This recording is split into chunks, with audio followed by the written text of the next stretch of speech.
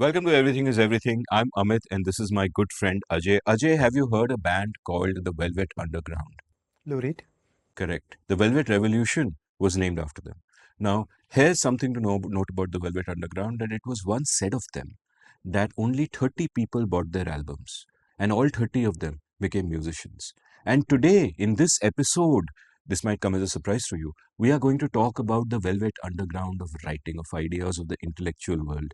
I think of James C. Scott a little bit like that. You take the name out in public to someone who's not really into reading or the intellectual life, and they're like, James who? Scott who? C what? Never heard of C. But, James C. Scott is a profoundly influential writer. In fact, he is a dominant influence on many others who are dominant influences on the world at large. And therefore, I find him an inspiring figure. And my lament is, like, at one hand, I celebrate this, that he has this influence on the intellectual community and his ideas have spread far and wide, beyond the people who read him initially. I celebrate that, but I also lament that he is not better known because his books are such masterpieces. I mean, I've only read two of them, but I'll be reading the third one about floods now. And therefore, when we decided to once in a while do an episode that talks about a book, the one that absolutely had to be on the list and is on the list is Seeing Like a State by James C. Scott, a book that profoundly changed Ajay's life, as he's going to talk about now. And again, I think it's just a remarkable book. It's like, I mean, it's actually the biggest compliment I can give Lou Reed by saying that Velvet Underground is the James C. Scott of music. Remarkable man. Yeah. And this connects to the theory of change. Okay, so we have an EIE episode on the long road to change. You don't have to shoot for B2C success in each thing that you do. Okay, the path to a better world runs through a journey of ideas, and ideas emerge, and ideas reshape the culture, and the world gets better. And all of us have to appreciate that arc of change. Many short-termist people see that last mile, that one runner gets across the race and they say, yay. But you have to see all the people that handed the baton upstream. And nothing matters more than ideas in making this world a good place. And people like James C. Scott are the heroes. I just thought of a quote and then I thought of another quote. And the quote I thought of is, we all stand on the shoulders of giants. And the other quote, and the reason I'm laughing, the other quote is that I couldn't get anywhere because giants were standing on my shoulder. I think a version of that I've heard. So first of all, the original quote, I saw further than others because I was standing on the shoulders of giants, is by Newton. And it's actually because Newton was a truly mean and unpleasant person. Okay, so have no illusions about it. The great man Newton was not a nice person. He had a lifelong intellectual rivalry and conflict with Robert Hooke. Robert Hooke was a hunchback.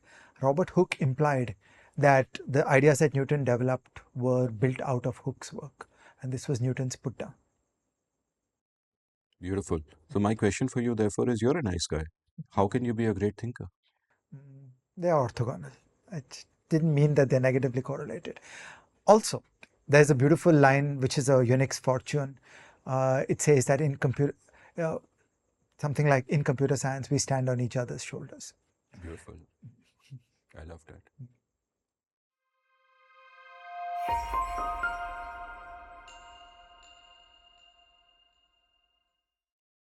So, Ajay, I want you to give me a brief introduction to the book in this chapter. But before that, I want you to talk about what the book means to you. How did you discover it? Did someone give it to you? Did someone recommend it? And what has it come to mean to you over the years? The book was released in 1998, and I frankly missed it completely. It was not on my radar. Now, when we go and look back, I realize that Brad DeLong wrote about it on his blog, which was in my RSS feed, but I failed to catch it there. Then some years later, I seem to think 2004, after the UPA government came to power, Land Pritchett moved to Delhi, and Land Pritchett gave me this book, and he gave me one other book, The Functions of the Executive. And he said, this book is really important. It'll change the way you think about the world. I said, okay, great. And I'm extremely embarrassed to say to you, I did not read it for a long time. It sat in my shelf for an unconscionably long time. I really got around to reading it in 2012. So from 2004 to 2012, it just sat in my shelf. Gentle reader, don't beat yourself up too much because there are all these great books sitting on your shelf. It's a part of life. our books are our companions. Okay, their physical presence matters, and it shapes the quirk of the day when you pull out this book and say, today I'm going to do it. And these things are all shaped by the physicality of having a shelf. So it was there on my to-do for a long time, and I finally read it, and I just got absolutely blown. As an aside, I was a callow fool back in 2012, and like page after page of this book felt like an assault on me. Okay, page after page, I thought he was taking me apart. He was fighting with the things that I thought. And I just remember it was unputdownable. It's like I was breathlessly reading page after page, and I was fighting with him. I was arguing back. And it was really one of life's great experiences. I blew away all meetings. I just sat for a couple of days and only read this book. It's like when you start this, you can't stop it. It's that kind of fundamental book. So this is a book that spans many, many fields. James C. Scott wrote many books, and he started out more narrow and he broadened out. So by the time you get to this book in 1998, he is a Renaissance thinker. He's all over the place. So this book touches upon political philosophy, sociology, anthropology, urban policy, development studies.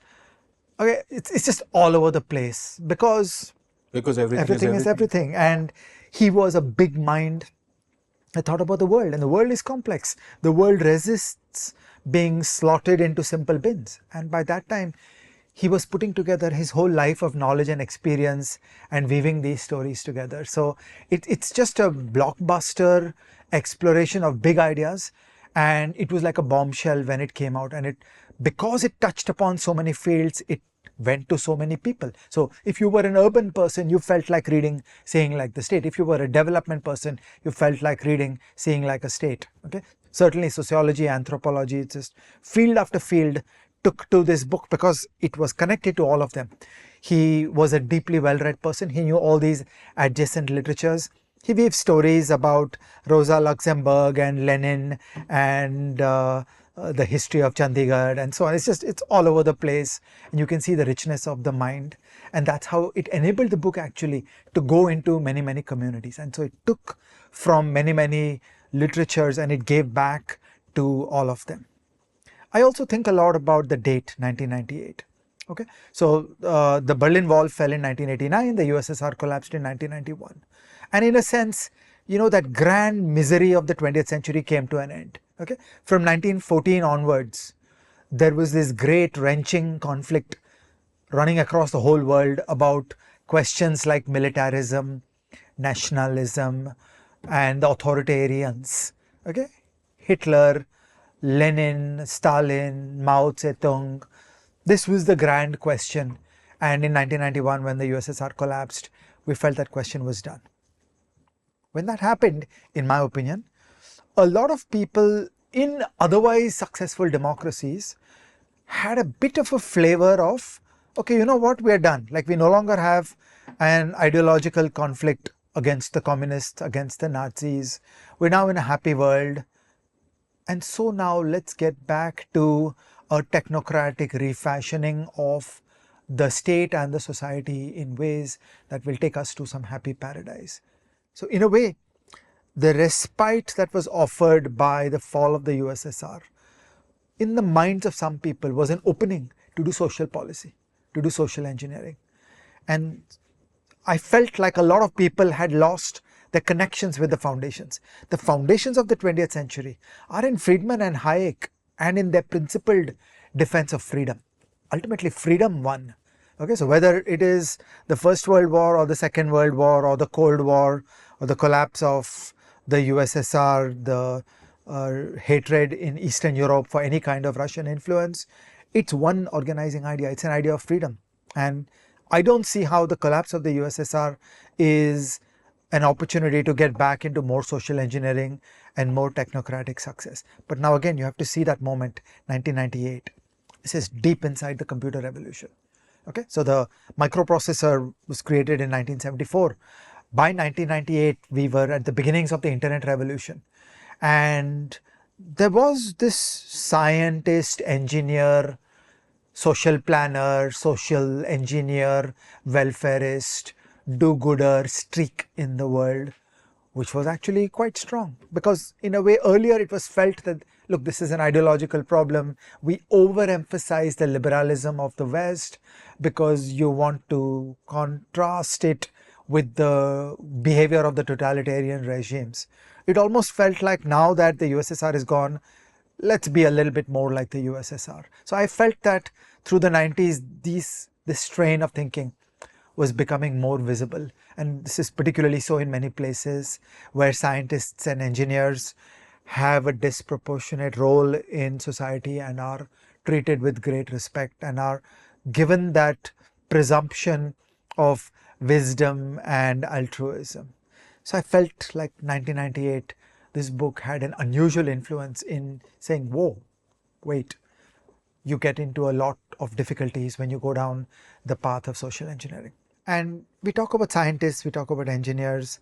Okay, the irony is that all over the world there have been many grand schemes.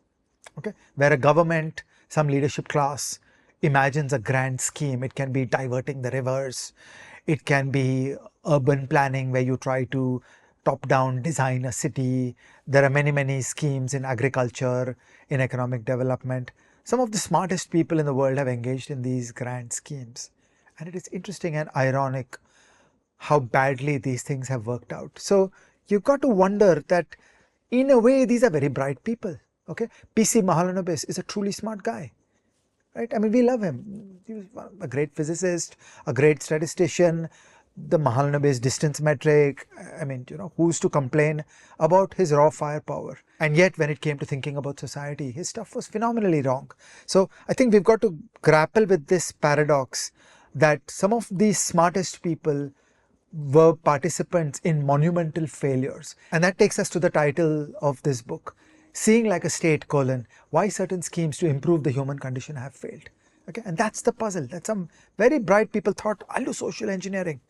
Okay, and by the way, the citizen one in that roster of wonderful people that we love who tried to lead grand schemes that would make the world a better place is Jawaharlal Nehru. Okay, when we talked about accidental politicians, you heard me talk about my love of the man. And, I'm very comfortable like separating art and artist. So this is a great artist and his art was like pretty bad in some ways. So there was this scientific, technical, social engineering instinct in the world. And you know what? It's still there. We ain't remotely done. So this episode is important. This book is important because the instinct of trying to control has not gone away.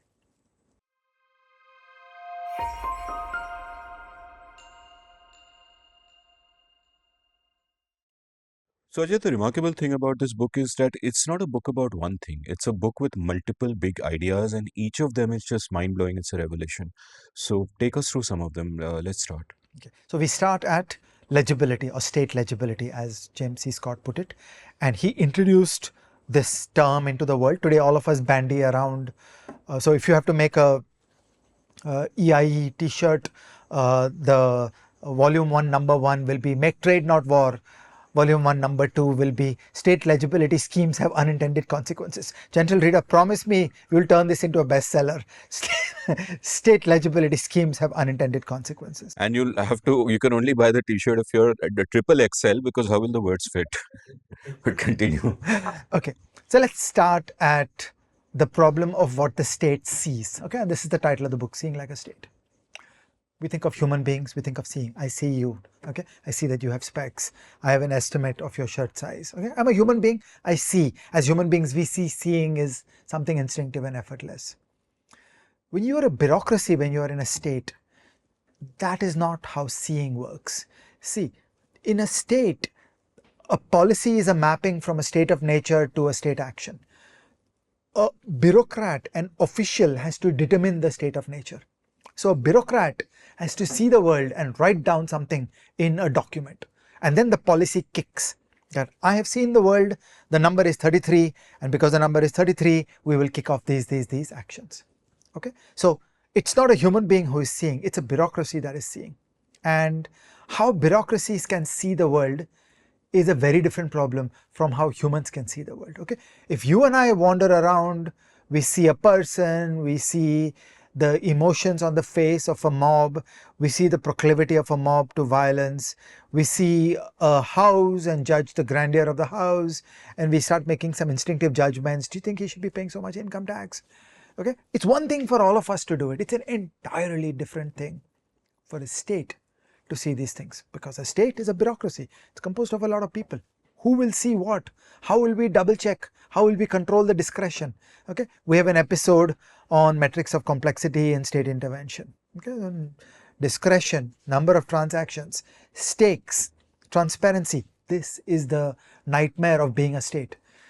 If a state has to write down on file that I have seen this situation and I have determined this, that's a very tricky matter because of all the incentives of persons and the opacity of the world. So the persons in the world don't want to be seen. So the persons in the world do everything they can to conceal themselves from the state, because the state has designs on your life which are not entirely in your self-interest. So as James C. Scott emphasizes, there is a goody-goody happy story about states. We think of states as smallpox vaccination and building infrastructure and some other such good projects. Well, states have done many malign things. Okay, states are not unvarnished good guys. Public choice theory teaches us that state personnel will use information about you against you in their self-interest. So it's not efficient for any of us to be known by the state. And states through history have a grisly story about taxation, conscription, enslavement, all kinds of misbehavior that has been done by states. So the people are not interested in being seen. Okay, so James C. Scott goes after this phenomenon of seeing, that how does a bureaucracy look at the world and determine what it saw in an objective way that it is willing to write down. Okay, and it's hard. So I rattled off our 4 metrics of complexity. They're all related to the problem of what a state sees, discretion. So if a policeman is supposed to see the house and write down some characteristics of the house, that policeman has discretion on what she chooses to write. And then you start thinking of the principal agent problem. Why will the policeman work for the interests of the institution and not for her personal self-interest, to get a promotion, to get a bribe? Okay. Number of transactions. How will you build large complex bureaucracies that will see correctly all across the vastness of India? Stakes. If seeing has consequences, then the civil servant will use that for a shakedown. Okay, that both of you will agree to write something wrong in the government's files and solve that problem outside the rules. And finally, opacity. When the civil servant has secrecy, they will use these things in ways that are not good for the interests of the people. So we know that this stuff is very hard. So this is part 1, to appreciate that we as human beings think seeing is free. It's the technocratic illusion that I'll build a 1,000-man force and they'll walk around the country and they'll see and they'll write down. Why will they write down? Why will they be competent? Why will they be efficient? Why will they write down the truth? These are all very important challenges. So it's a failure of knowledge to think that seeing is easy. And this is the sort of scientist-engineer illusion. Scientists, engineers don't have the richness and complexity of understanding the world. In a lab, your instruments don't lie. So you think seeing is free. Actually, seeing is very hard. So it's a very difficult problem to see. Now comes stage 2. So government decides that, look, it's a pain. I'm having problems seeing. Okay, the British have landed up in India. They're trying to walk around, understand the landscape. Who owns what land? It's very difficult. How do I collect taxes? It's very difficult. Okay, and that leads to state legibility projects. A state legibility project is a formal attempt by the state to coerce a certain territory to change in ways that make it more legible to the state. Okay, so again, James C. Scott was the first one to point to these schemes where a state starts saying, look, I'm sick and tired of dealing with the richness and complexity of the country. I will force you guys to live in a simpler, cleaner way. I want everybody to have a first name and a last name. Okay, I want everybody to register, get a UID AI number. Okay, I want everybody to submit this kind of data into this kind of system. Okay, and every day you see the state ratcheting up its information demands because it wants to render the world legible in a way that suits itself. And again, look around us in India. Most people are very willing to go along. Yeah, Sarkar, no, they're good guys. We should give them all the information. We're very comfortable signing on to policies that steadily escalate the visibility of we the people in the eyes of the state. And these are things to worry about. These are not things to take for free. Okay, so at one extreme, let me strawman it.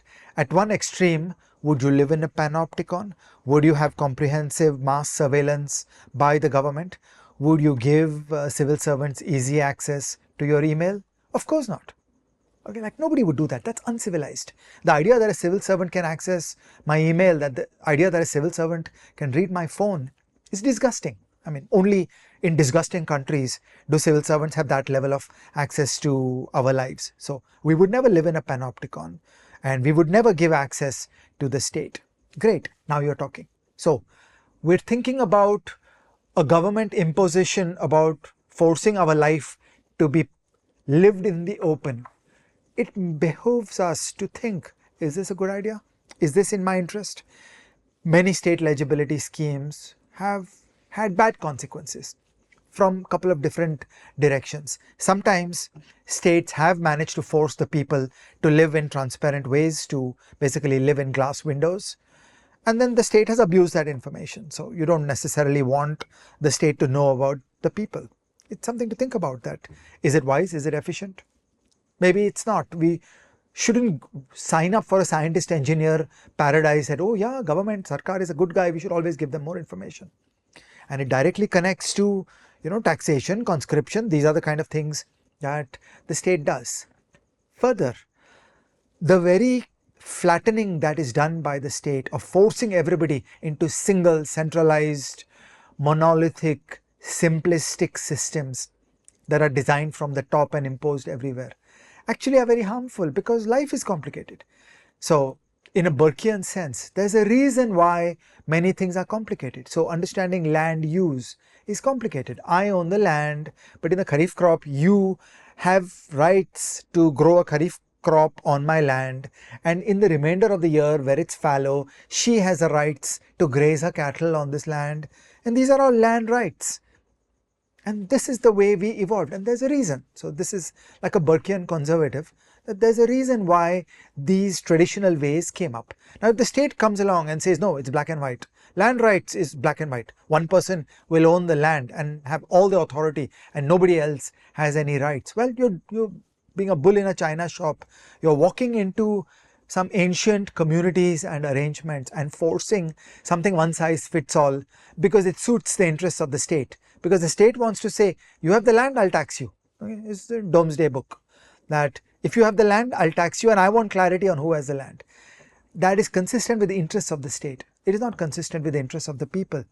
And when such simplistic state legibility schemes are thrust down on the population through coercive power, it has many unintended consequences, and we should think twice. So I'm not saying that states don't see the people. There is a reason why states should see the people.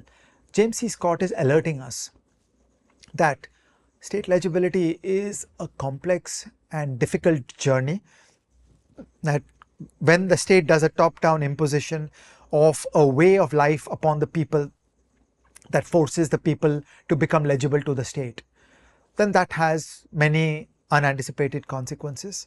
And we should be cautious, we should think it through, we should think of the commensurate checks and balances. It may not always be a good thing, it may be a good thing. Let's not give it a carte blanche. Whereas the opposite is a scientist engineer view that, yeah, more data in my lab is always good. So yeah, let's force the people to fill in this form and submit this information and put in a spy cam in their bedrooms and so on. And many people have sort of normalized this. They think of state legibility as something that is desirable. Why not? Have a common user ID, let, everything be out in the open. And my exhortation, gentle readers, to you guys is, we shouldn't have normalized it, and we should fight it for the simple reason that the way the world should be is the other way around. The state exists to serve us and not to rule us.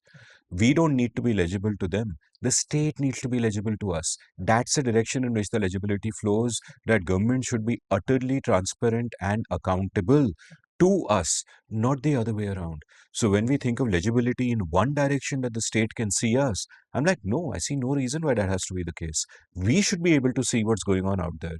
And it is a deep perversion of the course of things, that everything is upside down. In our EIE episode on digital public goods, we talked about the endless amassing and perpetual storage of data by the state. And we would argue that, okay, there was a transaction, okay, I paid toll somewhere. And so at that instant, my car number and my payment of toll. So the state knows that at that instant I traveled there. But our default setting should be that within 2 seconds, that data should get deleted. So data deletion should be the norm. That our baseline should be all data acquired by the state should be deleted within 1 second, except for some special cases. And the state should have to stand on bended knee and persuade the people that, what, I really need to store this for a year. And please give me the authority to store this for the year. So my thought for a better constitutionalism is, just as we say for every act of state coercion, it's got to be authorized by the people. In similar fashion, every act of non-deletion of data should be authorized by the people. It's not a small thing. We take it lightly that the state keeps amassing information on us.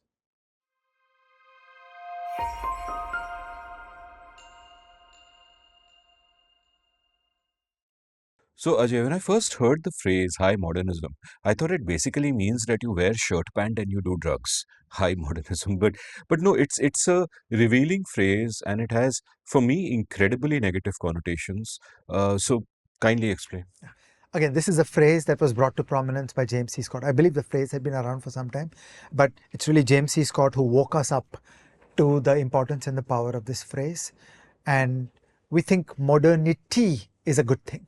Okay, modernity is a secular, individualistic identity and environment of freedom. Okay, modernity is a good thing. You're not superstitious.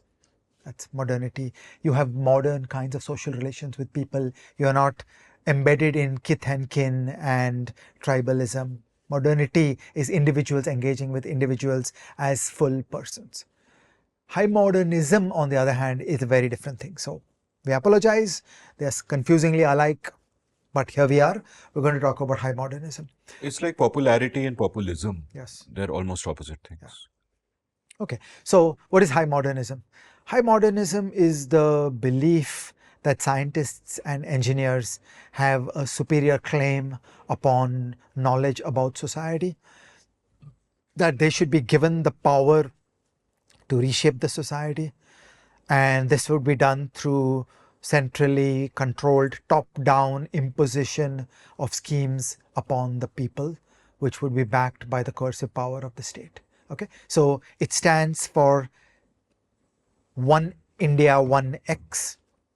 It stands for centralized imposition of a solution upon the whole country, backed by state power, and one that is surrounded by the nobility and the magic of science. Okay, so I am behind nobody in this whole wide universe in my love and admiration of special relativity. But to ask scientists and engineers to control the society like this is a tragic mistake. Okay, and James C. Scott goes after this in beautiful detail, where he talks about all the difficulties, and partly it's an information problem. The scientists and the engineers don't have the information about what is going on in the country. How would they do top-down imposition of correct solutions? And partly it is because people respond to incentives. So every time you try to come up with a top-down imposition, the people don't want it. Okay, so the people hate the king, and the people do everything they can to smirk and smile while quietly doing the things that completely undermine the grand scheme. So high modernism is this fantasy that there can be some centralized rule and they will tell the people what to do. And Unfortunately, half of India is quite ready to buy into this kind of high modernism. And you'd have thought that after the failure of Indian socialism by the 60s and 70s, people would have understood that this stuff doesn't work. But actually, we're in a second wave of this. The rise of the internet, the creation of tech billionaires, the success of India in the world of software, and a great regression of political philosophy and political science knowledge in India has given us a fresh attack upon high modernist approaches to public policy. And James C. Scott was one of the most eloquent people in showing us how these things fail. And we'll come to some examples later. But in a way, this is all over EIE, that top-down central control works badly. In the high modernist approach, the policymaker, the leader, the great leader, the tyrant, the scientist, the engineer, views the past as an impediment. We're going to sweep the old ways away and we're going to do something new. Okay, and this is just a great instinct in the high modernist way of thinking. And I would again argue for a Burkean approach of being humble, that be cautious about your knowledge, make small moves, never sweep the world away, apply decentralized principles, have local knowledge. There is no one single answer. There will be many, many answers. We will be distributed. All of EIE is about how to think about the world without that high modernist streak.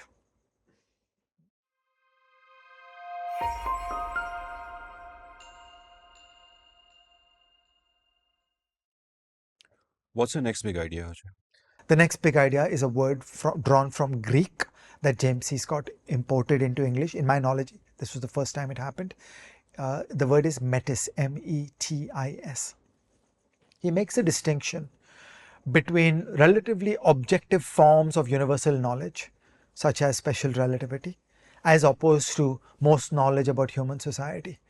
And he says that most knowledge about human society is characterized by Metis. What is Metis? Metis is deep experiential knowledge. It's not knowledge in a book. Okay, you have to be there, you have to do things, and out of that you achieve certain knowledge. That is tacit knowledge. You can't write it down. So once I acquire the knowledge, I can't write it in a book and give it to you. It's not readily transferable knowledge. It's the building of human wisdom and intuition on understanding the world, and it's relatively hard to transmit that knowledge. It is very local knowledge. You move 100 kilometers, the knowledge will change. So it is extremely local kinds of knowledge. It is a authentically grounded knowledge about the world, and it is not a single objective book or manual which can be tossed from the above and everybody has to fall in line. And he emphasizes that the great thing in the world that we need is Metis. We need deep, local, experiential, tacit knowledge that has a sense of judgment about how the world works and is willing to be humble and respectful about how the world works, which is the exact opposite of high modernism, which is this top-down imposition based on some objective claims that we know this, we have read this book, we know how to do this, now everybody fall in line, do it my way.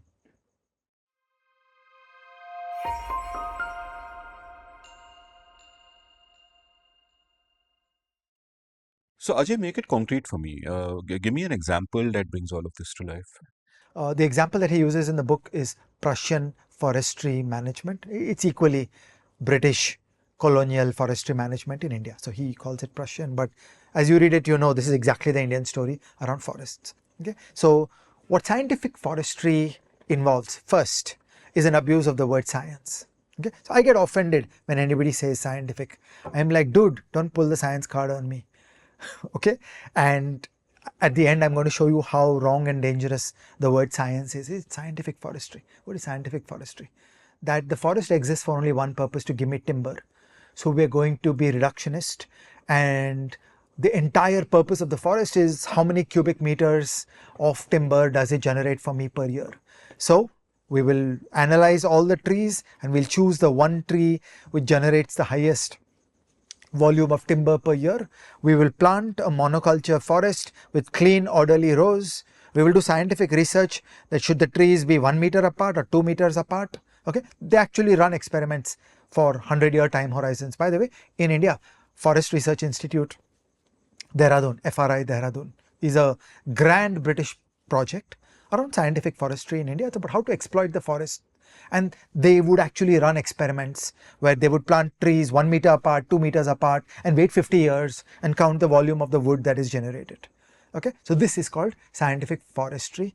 They basically want to destroy the forest and turn it into a farm, where they've used standard methods from science to count which is the optimal tree and how should they be spaced apart, after how many years should the forest be killed. Okay, this is the way Prussian scientific forestry works. Now the word science in this is abused because this is a complete betrayal of everything that we know in ecology. This is ignorance, it's not science. When people in the world of policy use the word science, you should start getting suspicious.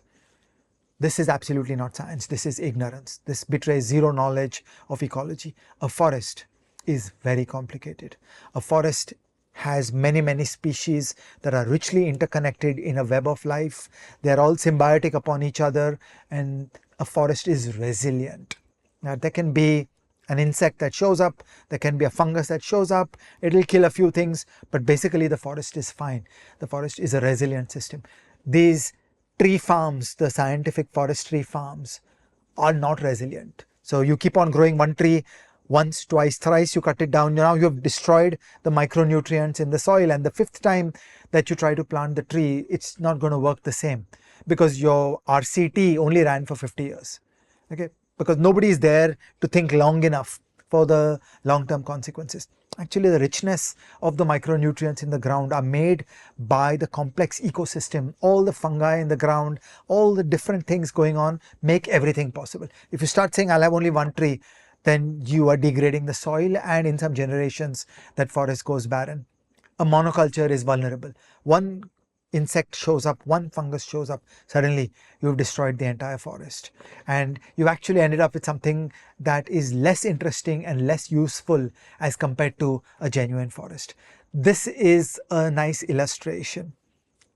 Scientific forestry is high modernism. It's a top-down imposition based on some simplistic claims of science.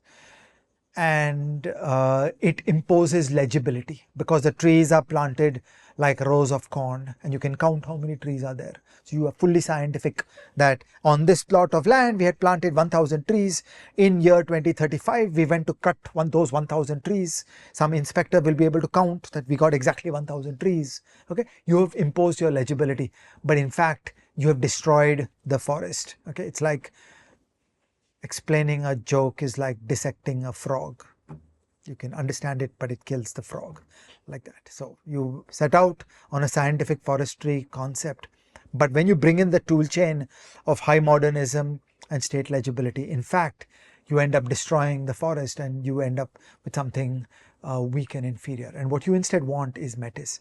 You want the deep wisdom of an ecologist that understands the web of life, the funguses, the insects, the birds, the ephemerals, the shrubs, the small trees, the big trees. They're all together. They are all deeply interconnected to each other. For hundreds of millions of years, the angiosperms have all learned symbiotic relationships with each other. And it is we who are fools if we use the word science and we try to get rid of all this and we claim that we've done something great. I'm a big fan of angiosperms, and in a previous episode, we've actually discussed Mao's high modernism, where he said all sparrows should be put to death because they are harming crops, and because sparrows ate locusts. Locusts proliferated after sparrows were killed Yeah. and actually destroyed all the crops, Yeah. and millions of people starved to death. Yeah. And there are just so many examples of this from all across the world and India, sadly. So, gentle reader, I have a challenge for you. Okay, take any EI episode.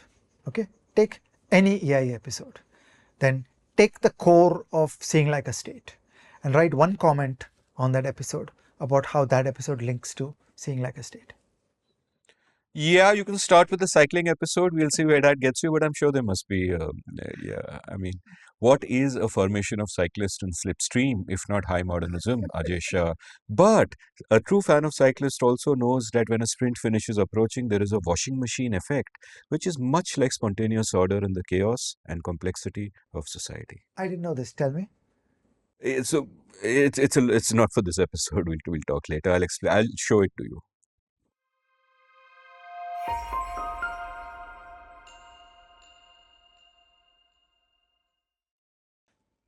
in the book, James C. Scott says that things go wrong when you put together four things. Okay, so let's think of the four elements. The first element is a high modernist philosophy where you believe that there shall be top-down imposition. The second element is the use of state power to render the world legible. So remember, we are scientists, and in order to do our forestry work, we have to have one tree which is grown in straight rows. So when state legibility schemes are imposed around on the country. C, by an authoritarian state. So it is bad to have high modernism and it is bad to impose state legibility schemes, but things get really bad when it's an authoritarian state. Fourth, when there is no pushback against the state by the forces of civil society. So when the civil society is prostrate and is just unable to fight back against the government. When you get these four things together, you get absolutely bad outcomes. So he says this is his four-part test, that look at the world. Are you imbued with a high modernist philosophy that is leading to the imposition of state legibility schemes by an authoritarian state where the civil society is not able to push back? Then that's where you're more likely to get into trouble.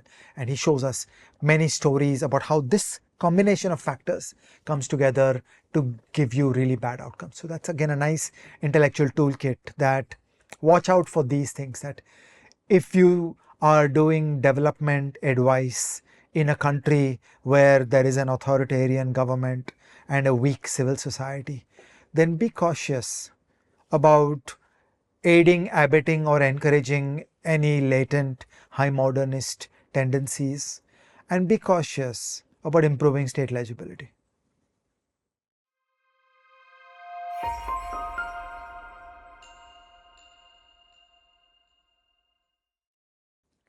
So let me talk through some examples. There are actually innumerable examples, but I'm going to do a few. Okay. So the first example, the Soviet collectivization. Okay. All of us roughly know the story that the communists decided that all land was going to be owned by the government, and there would be these communes where a bunch of people would live together in social housing and they would all collaborate to do farming work. It's a communist paradise. It's supposed to work very well. It's very interesting to see that Stalin did this because he was a complete ideologue. It is not a practical thing to do. It is not remotely a sensible thing to do. If you were a simple, rational person that was here to get things done, you would not do this. Stalin could be very pragmatic in some respects. Here, he was just a bloody-minded ideologue. And the rich farmers who owned the land were horrified. They didn't want this. And Stalin crushed them with extreme brutality and violence. And this included the horrible events in Ukraine. So in a way, the seeds of the 1991 referendum, where 90% of Ukraine voted to leave Russia, was sowed in 1932 when Stalin crushed the opposition of Ukrainian farmers against the government grabbing their land, and an estimated 4% or 10% of the population of Ukraine died in a man-made famine. Stalin blocked off food supply into Ukraine, and the Soviets grabbed all the grain that was grown in Ukraine, so that there was mass starvation in Ukraine. And somewhere between 4% and 10% of the population of Ukraine died in that man-made famine that was imposed upon them by Stalin. So that's sort of the backstory about why the descendant of Stalin is not well liked in Ukraine today. Because that's an example of a nonsense scheme. That this is a centralized top-down imposition of a vision of how agriculture should happen, and it just doesn't work. Fast forward all the way into the mid-80s, and the Soviet economy was a combination of exporting crude oil and importing grain. And you had this tense balance between the world price of crude and the world price of grain. And when the world price of crude went down, thus hitting the resources, and the world price of grain went up, the USSR collapsed. So it's interesting to see that there's a direct line from the Soviet collectivization of that imposition of a single top-down scheme. That this is how agriculture shall be done in the country. And it was a terrible idea at so many levels, but it's an example of a grand scheme, and it fits all these pieces, and it fits the theory. My second example comes from urban policy. Okay, again and again through world history, uh, dreamers and tyrants have had fantasies about building brand new cities. Okay, so there was some bloke in Delhi who thought, why don't we go to Daulatabad and shift the capital closer to the center of gravity of India? And when you put up this kind of grand scheme, it just doesn't work. And this is just high modernism, that you have decided there shall be a city, it shall be called Brasilia. And after years and years of effort and effort, it just doesn't work, because that's not how human society works. Humans don't respond to a centrally planned push to make a city. So you need a far more humble approach in urban policy, where there is no master plan and the government doesn't engage in central planning in telling the people what they want to do. You need some basics. So, Bimal Patel has long argued that 40% of the land should be streets and parks, and beyond that the people should determine that is this land for a school, is this land for a commercial complex, is this land for an ice skating rink. This should be the choices of the people. You should not have central planners getting into it. And on private land, people should be free to do what they want. You should not then be telling them that there should be this much setback and a private park and parking and all that. Just 40% of the land should be streets and parks. Everything else, the people should do what they want. So all through the history of urban policy is this one organizing fantasy of top-down control. And in most of India, urban thinking is primitive. Urban thinking is top-down control, where one after another, an urban policymaker slips into central planning. I will tell you this, I will build this. Okay, so it is to the tribute of the central planners, the urban planners of Bombay, that you have a Bandra Kurla complex, supposedly a financial center, which doesn't have room for coffee shops and pavements where there can be establishments. It's just a bunch of towers of corporations. That's not a financial center. A financial center is people. It is conversations over coffee that is a financial center. Everything else is small change. So the entire phenomenon of centrally planned cities, of brand new cities, is just this fantasy. Every time somebody says to me that we should solve the Indian problem by starting 15 new cities, I just roll my eyes that you haven't thought enough about human society. My next example is the Green Revolution. Okay, we in India are very used to loving and praising the Green Revolution, and that is a very narrowly instrumental approach. We think of 64, 65, 65, 66, PL 480, and we think we got out of that. But the Green Revolution has actually worked pretty badly. Okay, it is a high modernist scheme where there is MSP and there is a fertilizer subsidy, and there will be free electricity to run your pumps, and there will be certain cultivars of rice and wheat which are done on scale. And it has worked out very badly on the longer horizon. So when you look around at the problems of Punjab and Haryana, you just look at everything that is going on. There is pesticide use that has gone into the groundwater, and there are entire regions of Punjab and Haryana that are filled with cancer. There is a groundwater crisis because of the way these incentives work. You're just pumping the water. In fact, the farmers in Punjab and Haryana are not doing too well for themselves. We discussed an example of labor intensive exports. We said that the Netherlands is the area of Haryana and exports $140 billion of food. And in Punjab and Haryana, you basically have reasonably bad levels of success in making a living doing food. And then you go one step further. What did we do with the Green Revolution? We filled up the bellies of the people of India with starch. And in any kind of modern health policy, that's a terrible idea. You should be doing much more protein, much more micronutrients, vegetables, fruits, and all that. All these things would have come out of an organic evolution of the food system. But this top-down imposition of a high modernist scheme that C. Subramaniam, Indira Gandhi decided that we're going to solve the Indian food problem in a top-down state-heavy way, and it hasn't worked too well for anybody.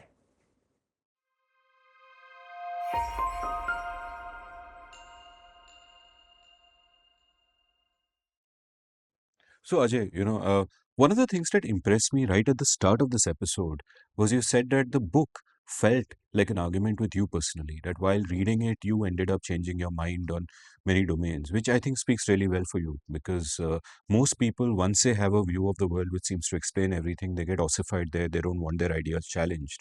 And these are ideas that challenge every instinctive notion of what this country should be like and how the state should behave. And we should all be open to that challenge and take this book seriously. So, give me a sense of now, having made this journey, having changed your mind, having gained more legibility into affairs of the world, as one might say, and embraced low modernity over high modernism. What would you say are the lessons that we can take away from this, particularly with relevance to India? Uh, when I read the book, I felt like page after page he was slapping me in the face. Okay, and I was like indignantly fighting back with him, like, you can't say this. This is not correct. Okay, like that. I tried valiantly to push back at him because this stuff is just so breathtakingly powerful. And like, look, I was stupid. First, James C. Scott is not proposing a withering away of the state. His is a message of humility and caution. Okay, so we should do the basic script that we need a state, we need a monopoly of violence, we need some law and order, okay, we need some monetary policy. So, you know, like Kelkar and Shah, there is market failure in this world and you need the state to do some things in the country.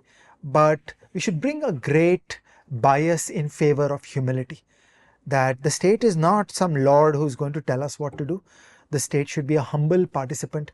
Coercive power should be used with the greatest care. We should not presume that scientists and engineers should be given the trigger of the gun to use the coercive power of the state in a variety of high modernist schemes. So, like, beware of grand schemes is a nice thing, and be cautious.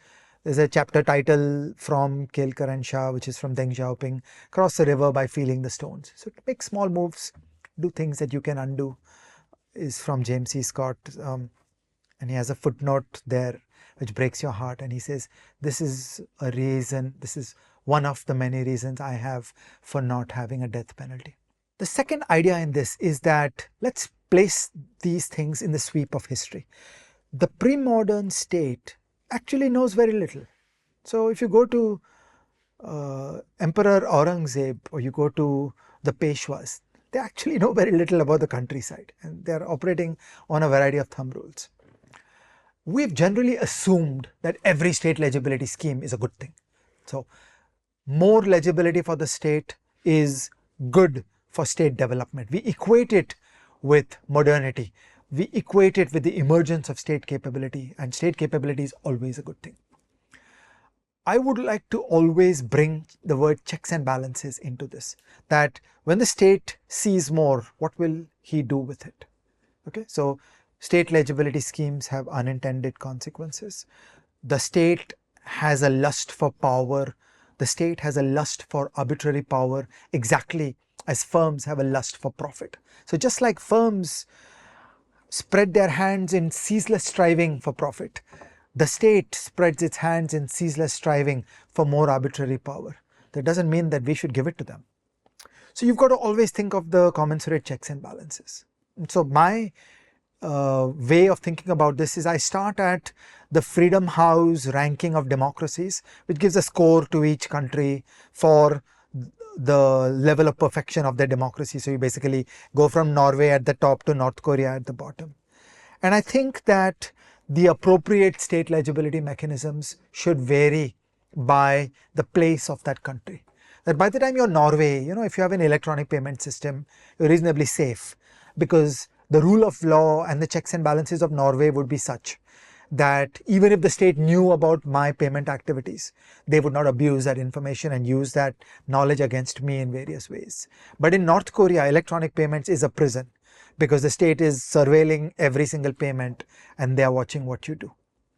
So I feel that the most important ingredient that should be on the table in analyzing every change of state legitimacy is, do we have the commensurate checks and balances? And that will immediately take you to the next question. Like, imagine if you're discussing building Aadhaar in India, and I was in those debates. Please note, the first Aadhaar number was issued in 2009 and James C. Scott was slapping me around in 2012.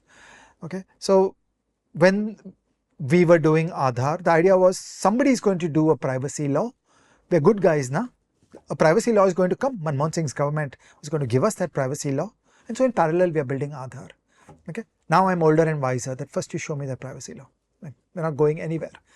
We should not take the train off the station until you get a powerful privacy law that matches the dangers of a single number that can be traced to every person in the country. Conversely, what is an appropriate level of state legibility has to vary with where you are in the Freedom House ranking. So certain systems should not be in certain countries. Like, for example, if you're India, would you want the government to know the medical records of everybody? I think not. If you're the UK, is it wise and safe for the government to have everybody's medical records? The answer is yes. Okay, so it's not one size fits all. It's a fatal error to think that all state legibility systems are always good. It's a fatal error to think that every state legibility mechanism that is present in Norway or the UK is usefully rolled out in Sri Lanka. These are huge mistakes that are being made all around the world. And it's interesting that if you pause to think about it, biometric ID systems only happen in poor, relatively authoritarian developing countries. They don't happen in advanced democracies. I wonder why. Okay, so I feel that we should be locating the discussion of state legibility in the context of the level of democracy of each country. And so you should start at the Freedom House list. And I feel a great research question, a great research program that we need in the next 100 years is to start deriving these thumb rules, that we should be making a list of state legibility mechanisms. And then we should be starting to think that from rank 1 to 10, this kind of mechanism is safe.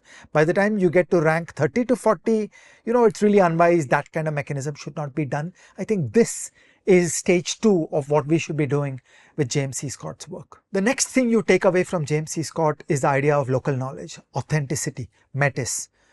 Okay, don't do high modernism, don't do top-down imposition. India is a vast country. We are 3.3 million square kilometers. By the way, many times we say you can't take lessons from Singapore for India because Singapore is just a small city. I think this is the conceptual argument there. Singapore is just a small city. By dumb luck, they got a benevolent dictator and some decisions were made which work for that one locale. But India is 1,000 such locales. So by definition, if you have one dictator who is instructing all of India, it's a recipe for trouble. So it is true that for a bigger country, you do need a profoundly different approach, and that's a decentralized approach. So the Constitution of India is way too centralizing, and you and I did an episode on decentralization, and it is always good to push subsidiarity principle, that every function of government should be done at the lowest level of government at which it can possibly be done. So can something be done at the state? Then it's better done at the state than at the union. Can something be done at the city? Then it's better done at the state or the union. Push things down, and then each city will be different. Each city will solve for its local conditions. The glory of Pune, the glory of Bombay, each will take off into different directions because these are different cities. They have different contexts, they have different locale. Expertise is different. Solving mass transport in Bombay is Bombay expertise. Solving mass transport in Pune is Pune expertise. You shouldn't think you're so arrogant that, oh, I built a metro rail system in Delhi, so I'm ready to tell everybody in India how to build metro rail systems. That's really inappropriate. If you were trying to use the coercive power of the state in pushing these kinds of messages on all the cities of India, it would be high modernism. So any one India, one X scheme should be viewed with suspicion. I mean, you have one India, one Indian rupee, because monetary policy is meaningfully a union subject. You have one India, one Indian military. It makes sense because the Union of India should have only one military. But in most other things, why do you have one single system? It's better to have many local systems. Let them be authentically responding to local pressure. Let them compete with each other. Let them understand what works, what doesn't work. You just get 1,000 flowers to bloom. So I think directly flowing from this kind of critique of high modernism is the virtues of decentralization. That we are better off with more and more radical decentralization. In this sense, I really admire the European Union. The European Union is the lab of globalization. The people move freely, the goods move freely, the services move freely, the capital moves freely. But actually, they're very decentralized. Abortion is illegal in one country, it is fully legal in another country. They all make their own rules and laws. And if you don't like to live in Portugal, you go live in France. Okay, that's the way these things should be done. It's not a single government of Europe that will micromanage the entire continent. When you say one India is equal to one X is a bad thing, by and large, I agree with you, but there's one important exception, which is YouTube shows. One India, one YouTube show is an idea I can get behind. And gentle readers may now protest, but everything is in English. How will the rest of India consume it? Allow me to inform you that if you click on the settings tab, you will see that we are available in at least 10 languages. And you can hear us in Italian, Spanish, Hindi, and Bengali will hopefully be there one day if it is not already. Right now, it's not in our voices with perfect lip sync, but give it a year, that technology will also be there. So, one India, one YouTube show, everything is. Everything. The day before yesterday, Susan asked me that show me the Malayalam dubbing, because she wanted her stepmother to start watching these shows. And I looked, and to my consternation, oh YouTube overlords, you are supporting Hindi, but you're not supporting Malayalam. If you keep going like this, you'll have serious problems.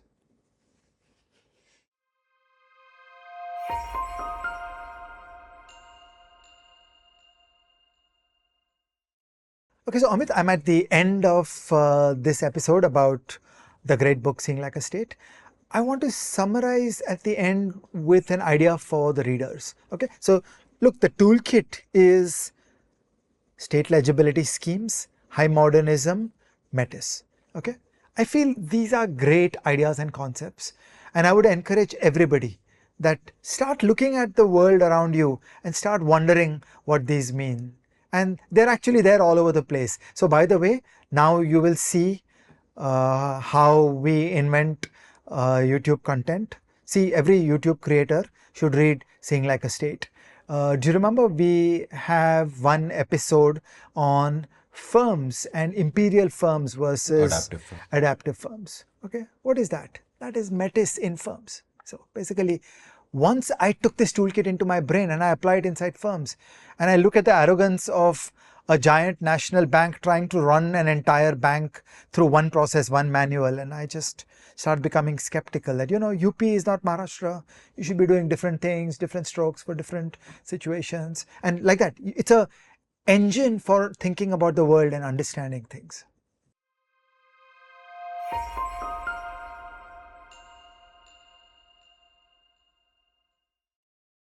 So, Ajay, do you have any recommendations? No, Amit, I do not. It's a sad, sad day, but I do. And really, I didn't have recommendations before the episode started, but while you were speaking, sparks kept going off in my brain, and I thought, this book explains this, and this book explains this, and everything fits into place. High Modernism. The book to get is a book I've recommended before on the show long ago in an early episode, The Power Broker by Robert Caro. This is a masterpiece. It is really ostensibly a biography of one man called Robert Moses, but more than that, it is also the biography of the city of New York, and it is a study of power, how power can be used and misused, and how power corrupts. Robert Moses was a great city planner in New York who did a lot of the high modernism when it came to planning New York, that these are the bridges and parks and this is where they will be, and I will design from the top down how they should be. And the book is a masterpiece that takes you through all of that, just a great piece of writing. And an interesting piece of trivia about the book, which is also a sad piece of trivia, is while the book was about 800-900,000 words, there was a 100,000 word section which was left out because it was originally more than 1,000,000 words, and the publisher just looked at the thinnest paper in the grammage and said ki bhai, beyond this the book will fall apart. So they took out 100,000 words on Jane Jacobs. Jane Jacobs is one of our heroes, an absolutely great lady, and her book is my second recommendation for the day, The Death and Life of Great American Cities. And these are two opposing philosophies, the high modernism of Robert Moses and the organic appreciation for spontaneous order and for Metis that Jane Jacobs embodied in her work. She is a great writer. Everyone has to absolutely read her. Maybe one day we'll do one of her books here as well, but just an absolute genius. And by the way, in Seeing Like a State, James C. Scott intensively goes into the thinking and reasoning of Jane Jacobs. Absolutely great lady. I must also confess here, by the way, that I was born in a place that was designed by one of the villains of high modernism. I was born in Chandigarh. Le Corbusier himself made it. So I remember the last time I went to Chandigarh, I was with a couple of friends of ours, and I was just saying that at one level, yaar, acha lag raha hai. Roads are wide, air is clean, this looks nice. What is the problem? But that is a scene. Deep down inside, I know the unseen. I know the cost. So. And also, urbanism, a great modern living city, is not Chandigarh. Exactly. And speaking of that, my next recommendation is again a book both of us love and we've recommended here, Order Without Design by Alain Berthaud. Alain Berthaud is just a great, great thinker. Order without design is what happens where you have solid economic thinking brought to urban planning. When you look at cities through multiple lenses from multiple disciplines and start figuring out what works and what doesn't work. And that is also a book that exposes the follies of high modernism and has great regard and respect for Metis, for local knowledge, the way things are built, why are they built that way, why do streets function in a particular way, why are trees in a particular this thing, all of which you have to respect, and you can't just come out there with no knowledge of all of that and just say, I will design it to my will, I will make it a beautiful Prussian forest. And the coolest thing about Alain Berthaud is he's not an economist. That's the coolest thing that Yeah. and these kind of men who come from adjacent fields, Yeah. who are renaissance men who span different domains like James C. Scott and Alain Bertrand, they are all my favorite thinkers because everything is everything. My fourth book comes from, again, when you were explaining Metis and you were talking about Prussian forests and the great folly of Prussian forests, I straight away thought of this wonderful book called The Hidden Life of Trees. And the hidden life of trees is about how trees live with each other. It treats trees almost as living beings. And it was an eye-opening book for me because it made me realize that you can't just plant 40 trees together and think that it is an ecosystem. It is not. When a natural forest grows up organically and is there for hundreds of years, all the roots are talking to all the other roots. They are communicating. If something bad happens to one tree, all the other trees immediately adjust. It's just incredible and miraculous and magical, and all of us should read it because I think it tackles another form of hubris. The hubris that humans are super cool and we have figured everything out. And we are not super cool. The natural world is so complicated, so beautiful, and in ways that we cannot fathom, so advanced, achieving things that we possibly cannot, and is beautiful. And for that appreciation, The Hidden Life of Trees is my fourth book. My fifth and last recommendation of the day actually has to do with two people you mentioned. One, you mentioned the shift to Daulatapad and all of that. So there is a great play called Tughlaq by Girish Karnad. And when I was in college, when I was 19 years old or 18 years old, I forget which exactly, I actually tried to stage it. I got together with a friend of mine, Rupesh, and we tried to do a two-man this thing of the play, and but inevitably one of us was Bengali, and hint, it wasn't him, and therefore the project went to hell and I procrastinated. But here's the thing about the play. One, Tughlaq in a sense was a high modernist where he said, I will shift the capital, I will do this to the currency, I will do etc. etc. And all of it failed. But the reason Girish Karnad wrote the play is because in those days, in the mid 60s, there was already a deep disillusionment setting in with Nehruvian socialism. So, as much as the play was about Tughlaq, it was about Nehru and it was about this particular folly. Now, I do not know if Tughlaq was a great man, but Nehru certainly was, as you've pointed out and we've spoken about. This shows that people contain multitudes. Great follies can be made by great men. So, Tughlaq is another fantastic book, and I actually feel bad that I've only recommended one fiction book out of these five. I think that there is a world of revelation and a world of truth about the human condition in fiction. So, promise to you, dear reader, in the next episode, from the next episode onwards, I will recommend more fiction, more art, more cinema, and so will Ajay Shah, right? A couple of episodes back, you said in the next episode, I will give you 7 recommendations. What have you to say for yourself? In the next episode, I will give you 9 recommendations. Satyanash.